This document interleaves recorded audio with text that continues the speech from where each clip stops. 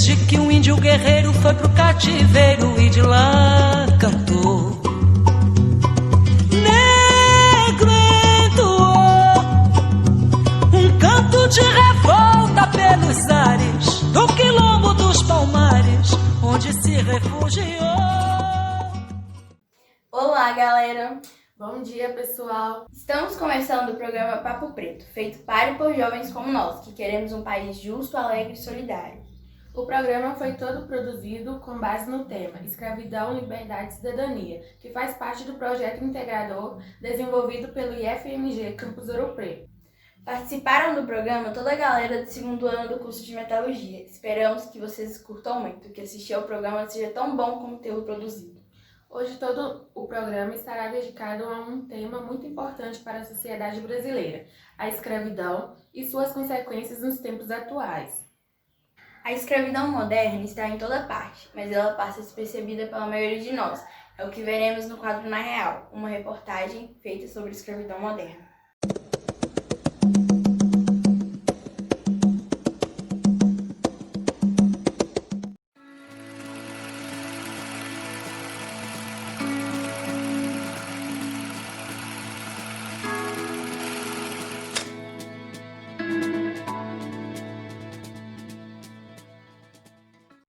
A escravidão, apesar de ser legal, ainda existe, mas de forma disfarçada, ou seja, ela existe quando em determinadas situações a liberdade dos trabalhadores é cerceada, seja pela violência, seja por supostas dívidas e seja até mesmo pela desinformação. Os trabalhadores são levados a essa degradação não apenas pela cor de sua pele, como na escravidão dos tempos coloniais, mas por condições de pobreza e miséria. Isso é o que chamamos de escravidão moderna. Os dados do Índice de Escravidão Global, elaborado por organizações não governamentais e que são ligadas à Organização Internacional do Trabalho, estimam a existência de 200 mil trabalhadores no Brasil vivendo em regime de escravidão moderna. O trabalho escravo contemporâneo está diretamente ligado à questão agrária no Brasil. Além do trabalho escravo ser um crime predominante no campo, também sua causa estrutural está ligada à questão agrária, à pobreza e à falta de escolaridade dos trabalhadores de origem rural. Na escravidão contemporânea, o escravo é muito barato e descartável para o fazendeiro. Isso quer dizer que assassinar um escravo atualmente significa para o dono de escravo perder muito menos em relação ao sistema de escravidão legalizada que vigorou até o ano de 1888. A crise pandêmica do coronavírus fortaleceu ainda mais a mão de obra escrava no Brasil. Com a Covid-19 no Brasil, o governo federal diminuiu a fiscalização ambiental e trabalhista na Amazônia. Além da falta de fiscalização por parte do governo, existe ainda o grande risco de contágio da doença, que continua se proliferando e matando as pessoas no mundo inteiro em uma grande velocidade.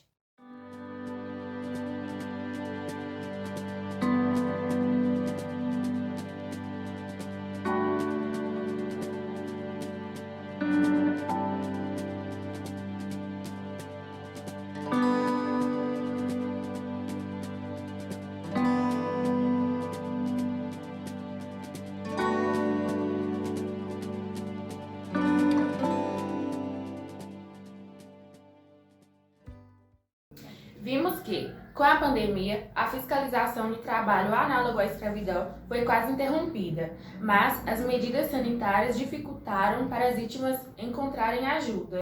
Vamos seguir, pessoal. No quadro Opinião, vamos mostrar o que os articulistas Amanda Figueiredo e João Felipe Figueiredo acham sobre a escravidão.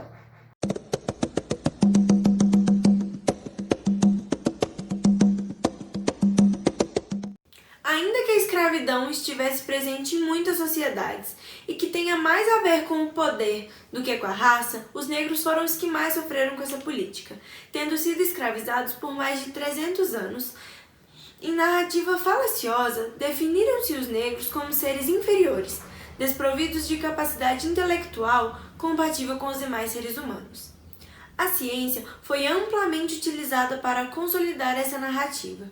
Foram feitos estudos para justificar a superioridade da raça ariana. desencadeados por Francis Galton, que, influenciado pela teoria da evolução de Charles Darwin, criou a teoria eugênica, pela qual se defendia a ideia de que as qualidades raciais das futuras gerações dependiam de um controle social que visasse o melhoramento da espécie humana. Desenvolveram-se diversos métodos de impedir pessoas negras e portadoras de necessidades especiais, classificadas por esse estudo como inferiores, se reproduzir. Assim, vingariam apenas raças superiores. Após passar um período no Brasil, o Conde Gobineau, um filósofo diplomata francês, não viu a diversidade do povo brasileiro com os bons olhos. Para ele, o país era marcado pela presença de raças inferiores. Então, em 1853, escreveu o Ensaio sobre a Desigualdade de Raças, uma tese racista em voga no século XIX. Segundo Gobineau, a única salvação da sociedade brasileira seria a imigração dos europeus. A proposta foi, na década de 1870, acatada pelo Império por pressão dos cafeicultores. A escravidão, juntamente com a eugenia, foi um dos principais motivos para a origem do racismo. Algumas pessoas acreditam na inexistência desse preconceito, já que, para elas, esse preconceito não passa de uma mentira midiática. O fato é que ele existe e se mostra vigoroso em nossa sociedade. Diversas vezes nos deparamos com comportamentos racistas, ofensas que remetem a uma inferioridade racial e à escravização. A liberdade, que significa um conjunto de normatizações que asseguram os direitos dos cidadãos, é o extremo oposto da escravidão.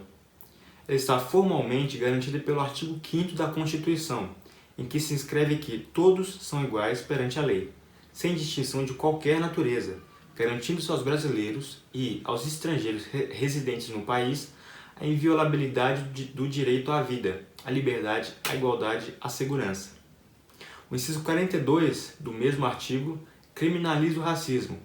A prática do racismo constitui crime inafiançável e imprescritível, sujeito à pena de reclusão nos termos da lei. Em 1951, o Brasil avança nas políticas raciais com a Lei Afonso Arinos, criada por Afonso Arinos de Melo Franco e promulgada por Getúlio Vargas.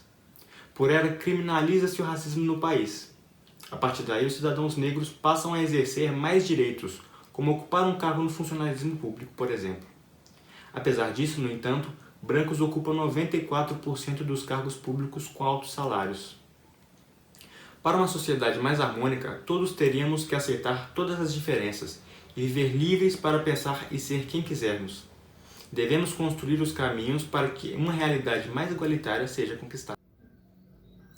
Pessoal, conforme a Amanda e o João, a cultura branca e patriarcal prevalece no Brasil. Pode-se dizer que é uma herança dos tempos coloniais. Fiquemos com o alerta dos dois. É preciso que todos nós pensemos em como contribuir para a atenuação da desigualdade social no país, de forma que todos possam ter garantidas as condições básicas de sobrevivência. Agora, iremos para um breve intervalo e no próximo bloco voltamos com o quadro Pode Saber.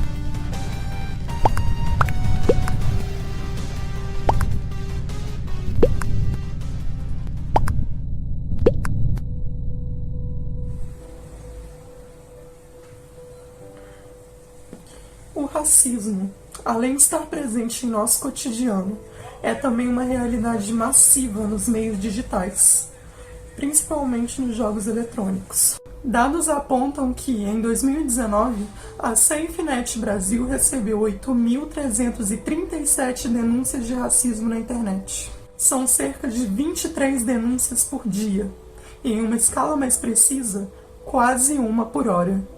Isso porque a internet é quase uma terra sem lei. Brancos e até mesmo pessoas negras podem inconscientemente reproduzir racismo, imaginando que certas expressões preconceituosas são normais e aceitáveis. Isso passou a ser tão comum que, ao apontar essas expressões como equivocadas, nos deparamos com posturas de resistência principalmente por parte de adolescentes e jovens. Fica claro, assim, que o racismo está profundamente institucionalizado na nossa sociedade, o que faz a luta diária de resistir a essa opressão cada vez mais difícil. Mas a dificuldade não deve significar a escolha pelo silenciamento. Não nos calemos.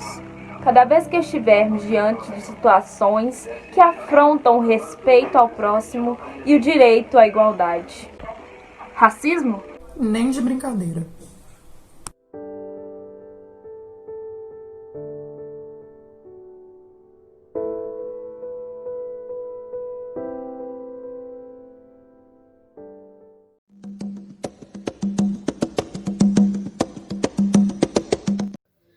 Já estamos de volta. Hoje no quadro Pode Saber, exibiremos informações sobre as condições dos negros e das negras em condições como trabalho e educação.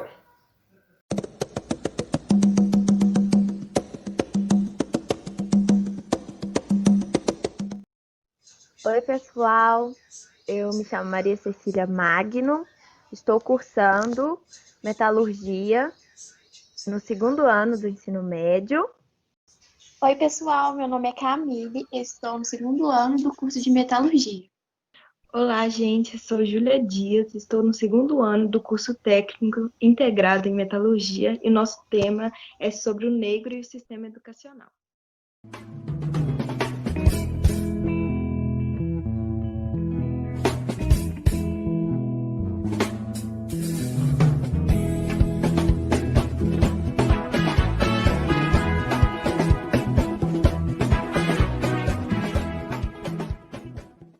O que afasta as crianças e adolescentes negros da escola? Além das vulnerabilidades sociais, a discriminação racial e a falta de diálogo com o repertório da cultura negra colaboram para a evasão escolar. Ao todo, estima-se que há mais de 3,8 milhões de brasileiros entre 4 e 17 anos que não frequentam a sala de aula. A pobreza influencia muito essa taxa de evasão. E a população negra e indígena são os grupos mais afetados. Dados do relatório Criança Fora da Escola apontam que mais de 1 milhão de crianças e adolescentes entre 6 e 14 anos encontram-se trabalhando no Brasil. Desse número, 64,78% são negros.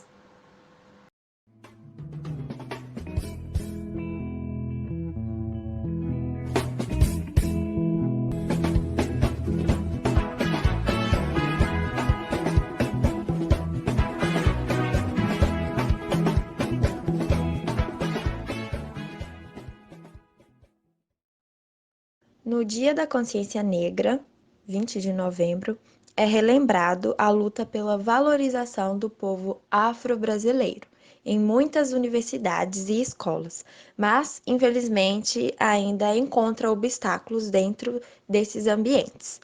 Mesmo que as cotas tenham representado um significativo avanço na inserção do negro no ensino superior, especialistas ainda percebem um forte racismo dentro das instituições. A entrada do negro nesses ambientes que foram historicamente de brancos traz também o choque e o preconceito como consequências. O racismo institucional é muito mais difícil de ser combatido, é inerente ao próprio dia a dia das instituições. O ProUni, Programa Universidade para Todos, mudou a história dos negros no ensino superior. Em 1997, apenas 2,2% de negros frequentavam o ensino superior. Atualmente, são mais de 10%. Alguns estudantes que moram em lugares precários não têm dinheiro para pagar a passagem, ou às vezes não têm nem acesso ao transporte público para ir até a escola, e quando vão andando, ficam diante de conflitos com a polícia e traficantes, correndo perigo com a bala perdida.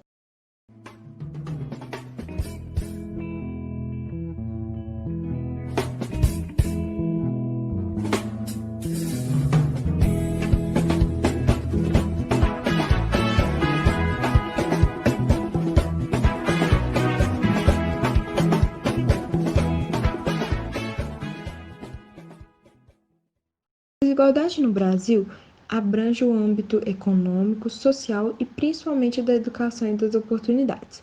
Negros e pardos representam 53,6% de toda a população brasileira e, mesmo sendo a maioria, está numa minoria de espaços considerados importantes, como chefias de empresas e outros cargos de relevância social. Apenas 12% da população preta e 13% da parda tem ensino superior. Entre os brancos, o número é de 31%.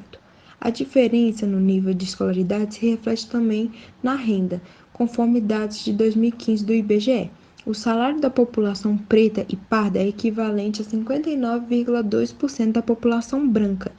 E se tratando da mulher negra, seu salário é equivalente a 35% a de um homem branco, segundo dados do PNAD de 2014.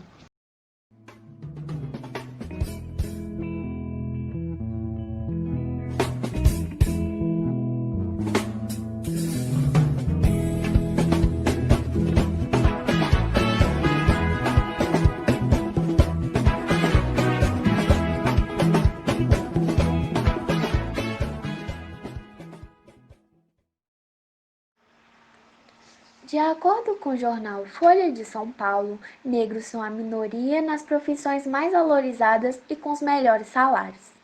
Segundo o censo do IBGE, negros e pardos representam 54% da população. No entanto, em algumas profissões, a porcentagem chega a ser inferior a 10% do total. Este é o caso das carreiras como engenharia, medicina, odontologia, psicologia, arquitetura e diversas outras. No outro extremo, em que negros e pardos são a maioria, estão profissões de baixíssima qualificação e de pior rendimento.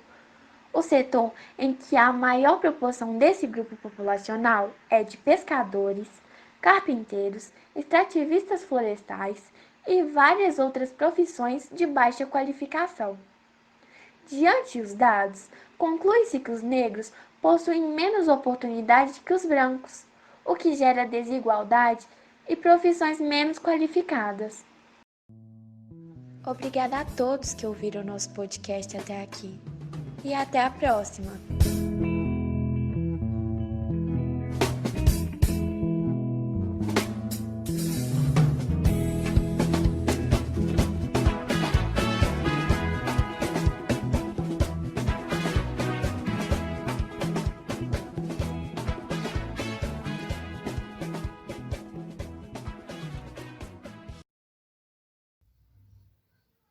Como viram aí, a superação do racismo vai além do aumento da renda individual dos negros e das negras, ou de suas chances de obter um emprego.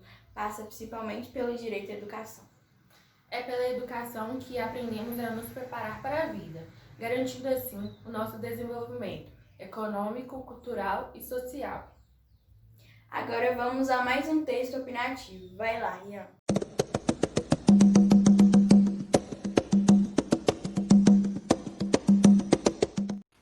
Olá pessoal, tudo bem? Meu nome é Rian, eu sou integrante do grupo editorial da Metalurgia 2D2 e agora eu vim ler para vocês um texto que a gente fez sobre escravidão, liberdade e cidadania. A cidadania consiste na qualidade ou na condição de cidadão e cidadã que se acha no gozo de direitos que permitam a participação na vida política, social, econômica e cultural. A cidadania se desdobra em direitos civis, políticos e sociais. Os direitos civis são aqueles fundamentais à liberdade e à igualdade perante a lei, resultando, por exemplo, na garantia de ir e vir e na liberdade de expressão. Os direitos políticos, por sua vez, garantem aos cidadãos o direito ao voto e a se organizarem em partidos políticos. Já os direitos sociais estão diretamente relacionados ao direito à educação, à saúde e à aposentadoria. No caso específico da sociedade brasileira, a cidadania não esteve consolidada na vida das pessoas, na maior parte da história. Os 322 anos de colonização e quase 400 anos de escravidão cercearam a liberdade e impediram a prática da cidadania aos povos indígenas, negros e mulheres. A sociedade colonial se estruturou no latifúndio, na mão de obra escravizada e na concentração de riquezas nas mãos de uma elite de proprietários.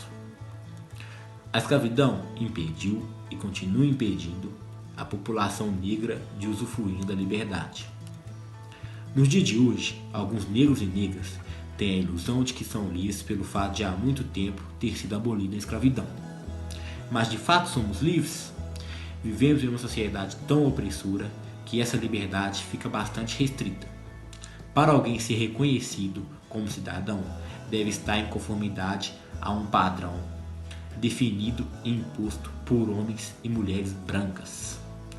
Na verdade, a escravidão persiste na falta de oportunidades para alguns segmentos sociais, que são obrigados a viver em condições precaríssimas de vida. Até quando vamos aceitar isso? É passada a hora de perceber que a dignidade, a liberdade e a justiça são direitos de todos, independente da cor da pele, da classe social ou da condição de gênero. É isso aí, Rian. Após 132 anos da Lei Áurea, infelizmente a supremacia branca ainda prevalece. Fique aí a dica pela luta da igualdade social. Agora vamos a mais um intervalo e já voltamos.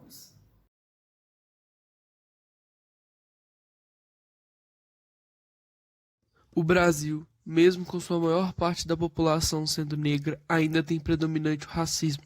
Um país onde jovens negros a cada 23 minutos são assassinados.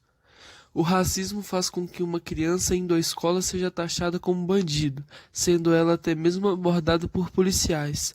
Uma criança sendo inocente é rotulada como marginal.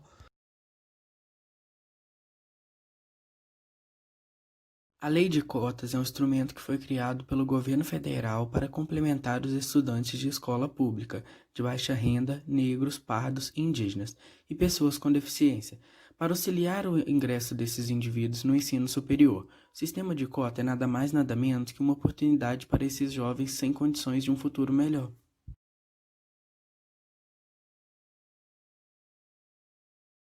O feminismo negro é um movimento que combate tanto a discriminação de gênero quanto a de raça, opressões e desigualdade. O feminismo negro se difere, pois enquanto as mulheres brancas lutavam pelo direito ao voto, as mulheres negras lutavam por liberdade e alfabetização.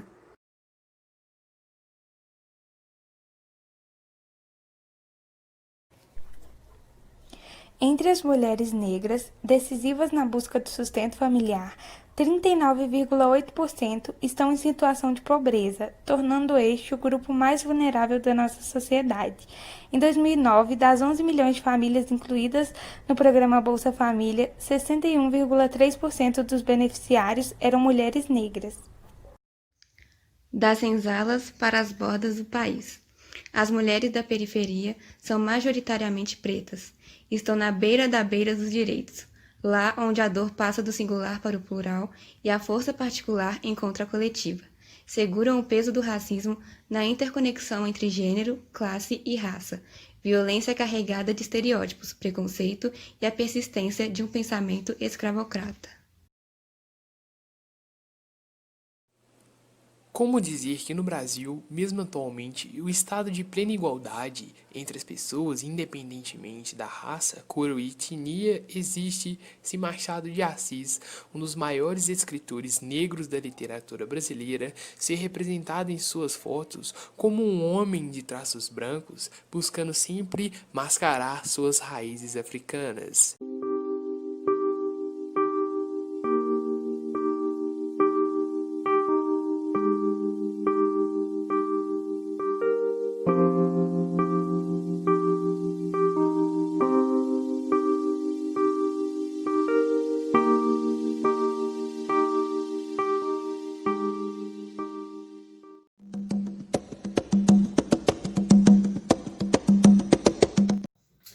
Oi, gente, estão vendo? Voltamos antes do que vocês imaginavam.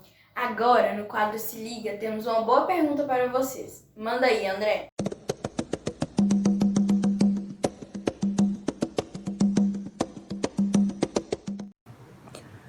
Um estudo feito pelo IPEA, Instituto de Pesquisa Econômica Aplicada, em parceria com o Fórum Brasileiro de Segurança Pública, mostra que a taxa de homicídio de negros cresceu 11,5% de 2008 a 2018, enquanto a de não negros caiu 12%. O estudo teve como base de dados os números apresentados pelo Sistema de Informações sobre Mortalidade do Ministério da Saúde. A violência policial é um dos fatores que explica esse genocídio. A ideia de que todo negro é perigoso extrapola a sociedade civil e atinge as corporações policiais. Há um uso diferenciado de força policial contra negros e contra não negros. Em 2018, 4.519 mulheres foram mortas no Brasil, o que significa que uma mulher morreu assassinada a cada 2 horas no país. 68% delas são negras. A taxa é praticamente o dobro na comparação com não negros. Daí fica a pergunta: se a nossa Constituição diz que todos somos iguais perante a lei, por que essa igualdade não é garantida às pessoas negras? Pensa aí. É isso aí, André. Pergunta importante para nos fazer pensar. De fato, vivemos em um país em que o racismo mostra sua cara a todo instante. Vemos na prática, com os índices de violência contra negros e negras, que não há como negar o preconceito racial. A realidade precisa ser enxergada. Uma realidade que a arte nos ensina a ver. É o que mostraremos agora no nosso quadro Maria é Arte, a narração do conto Maria, de Conceição Evaristo, que foi apresentado pela turma 2D1, mas que iremos compartilhar com vocês agora. Com essa lindeza que vocês viram agora, vamos nos despedindo de vocês. Ah, que pena que passou tão rápido esse nosso encontro. Ele foi realizado com uma enorme satisfação e dedicação de todos os alunos da metalurgia. Esperamos que tenham gostado. Até a próxima. Já estamos com saudades. Tchau. Tchau. Mas antes, não vão embora sem antes assistir o conto Maria.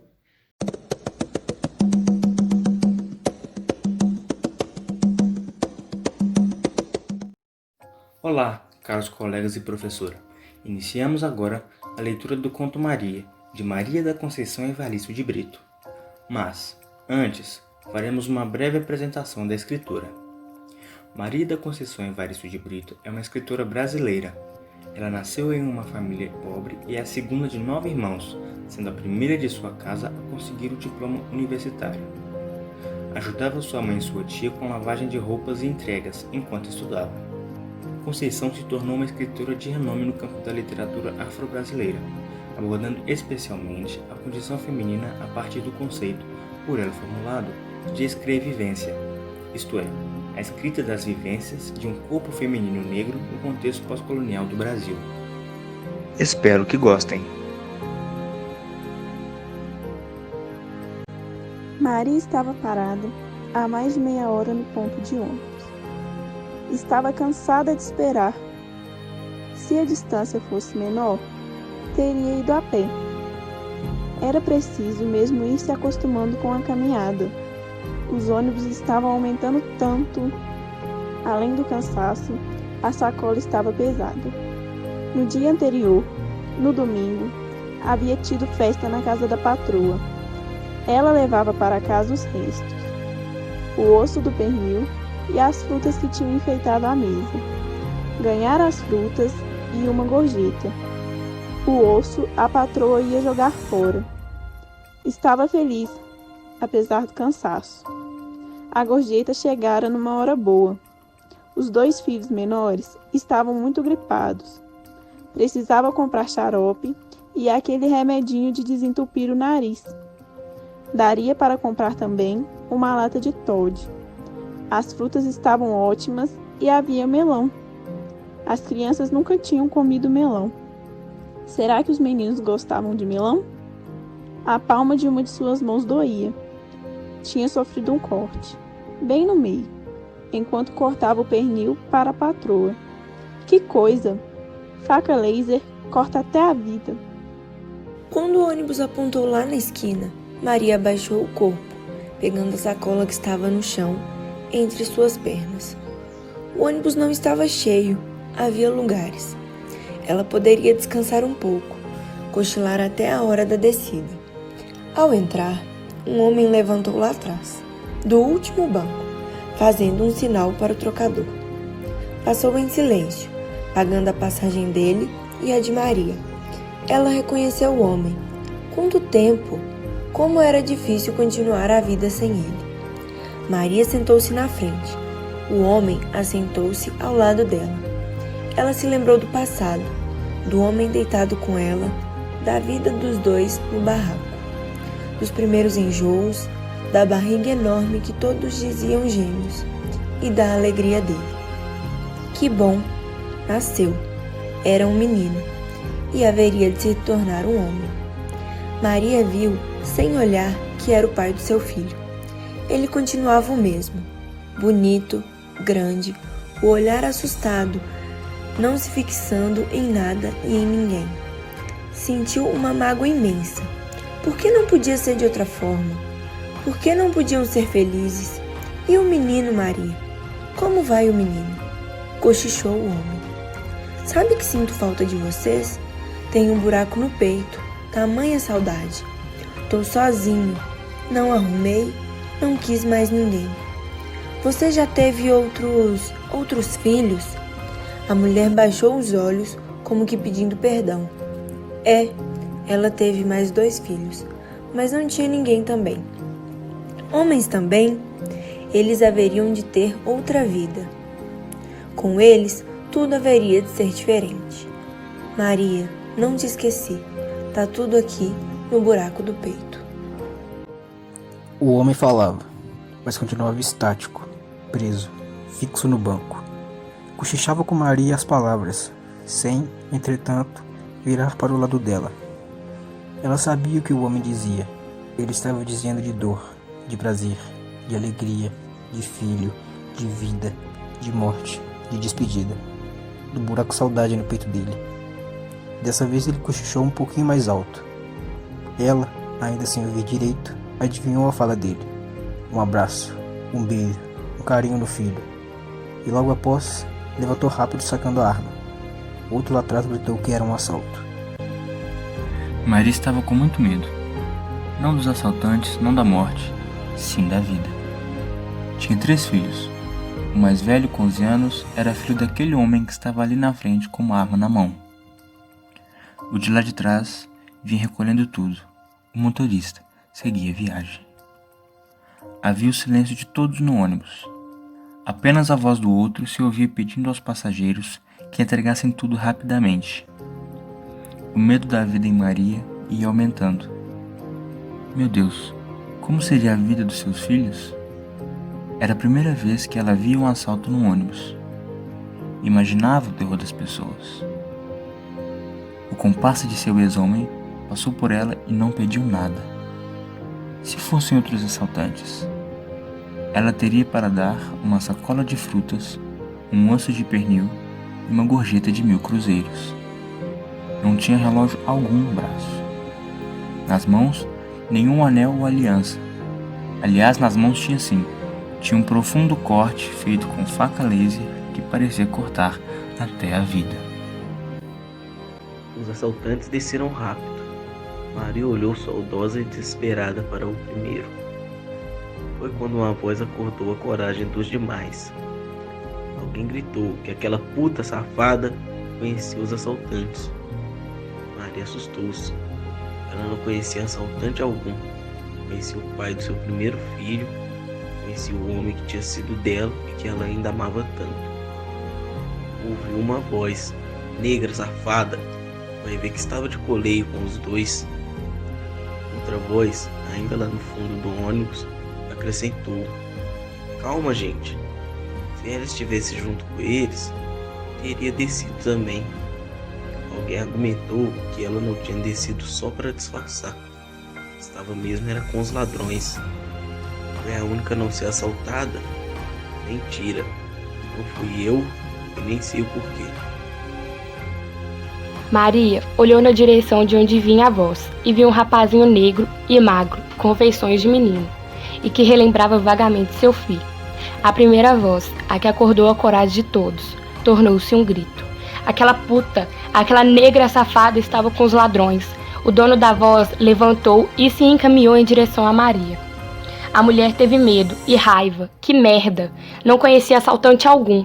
Não devia satisfação a ninguém. Olha só, a negra ainda é atrevida, disse o homem, lascando um tapa no rosto da mulher. Alguém gritou, lincha, lincha, lincha. Uns passageiros desceram e outros voaram em direção a Maria. O motorista tinha parado o ônibus para defender a passageira. Calma, pessoal, que loucura é esta? Eu conheço essa mulher de vista. Todos os dias, mais ou menos nesse horário, ela toma um ônibus comigo. Está vindo do trabalho, da luta para sustentar os filhos. Lincha, lincha, lincha. Maria punha sangue pela boca, pelo nariz e pelos ouvidos. A sacola havia arrebentado e as frutas rolavam pelo chão. Será que os meninos gostam de melão? Tudo foi tão rápido, tão breve. Maria tinha saudade do seu ex-homem. Por que estavam fazendo isto com ela? O homem havia segredado um abraço, um beijo, um carinho no filho. Ela precisava chegar em casa para transmitir o recado. Estavam todos armados com faca laser, que cortam até a vida. Quando o ônibus esvaziou, quando chegou a polícia, o corpo da mulher já estava todo dilacerado, todo pisoteado. Maria queria tanto dizer ao filho que o pai havia mandado um abraço, um beijo, um carinho. Esse texto despertou em nós os sentimentos de raiva e tristeza. Nele, identificamos uma cena de racismo, em que Maria, uma mulher negra, inocente, foi linchada pelos passageiros do ônibus, porque achavam que ela era cúmplice do assalto que acabavam de sofrer. Alegavam que isso explicava o fato dela ter sido a única a não ser assaltada. Mas, na verdade, isso aconteceu porque um dos assaltantes era pai de seu filho. Mas a pele negra de Maria justificava toda a violência sofrida. Ninguém nasce odiando outra pessoa pela cor de sua pele, por sua origem ou ainda por sua religião. Para odiar, as pessoas precisam aprender. E se podem aprender a odiar, elas podem ser ensinadas a amar. Nelson Mandela. Em nome de todos do grupo, agradecemos a atenção.